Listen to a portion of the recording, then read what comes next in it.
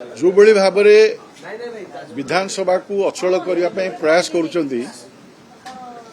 विरोधी दल फलवती हेबे नहीं।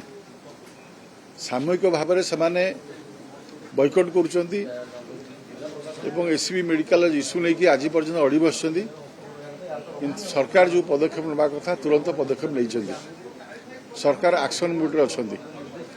घटना दिन माननीय मुख्यमंत्री राति 4:10 पहुंचिकी मृताहत परिवार को भेटिकी संवेदना जणैथिले। यशस्वी प्रधानमंत्री नरेंद्र मोदी दिल्ली थाई संवेदना जनइले एवं उभय मुख्यमंत्री एवं प्रधानमंत्री मृताहत परिवार को क्षतिपूरण घोषणा कले। राज्य सरकार के पक्षर 25 लाख टंका घोषणा करागला और से अनुसार प्रशासनिक परिवर्तन करागला।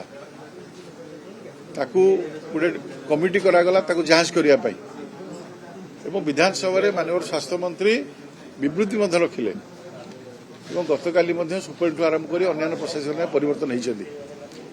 ये समस्त पदक्षेप नेला परे स्वास्थ्य मंत्री इस्तीफा दाबी करने हास्यास्पद कथा। विगत 24 वर्ष धरिक शासन करुवा व्यवस्था थिबा दल जितेबाला मेडिकल कॉलेज कौन परिवर्तन कले ना,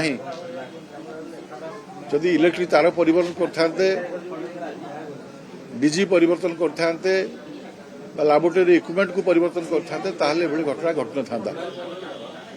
आम सरकार आसला 850 कोटी ऊर्ध्व टंका 2 वर्ष भितर एससीबी मेडिकल कॉलेज नवीकरण जहाँ काम चालू रही आगामी दिन में संपूर्ण हेले एभली घटना घटना ना अघटापी सरकार पूरा यत्नवान अच्छा एवं से अनुसार दृढ़ पदक्षेप नौ।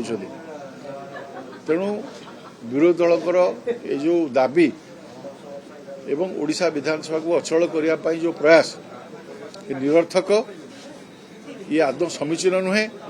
ओडिशावासी हित में ये आदौ ग्रहणीय नुहे।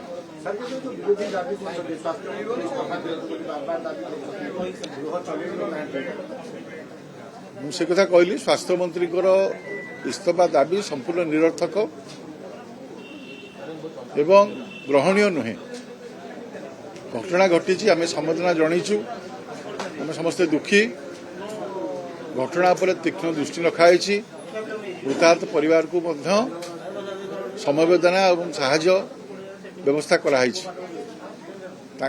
सबको घर पर्यंत पहुंचाई व्यवस्था कर संस्कार सरकार दायित्व नहीं। ये पुराना व्यवस्था रे थिबा मेडिकल दुर्घटनार कारण से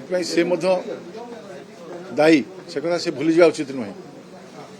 एबर सरकार आर्थिक व्यवस्था कर 2 वर्ष 800-850 कोटी टंका कर काम आरंभ होती। निश्चित भाव में आप देखिए आगामी दिन में घटना घटना।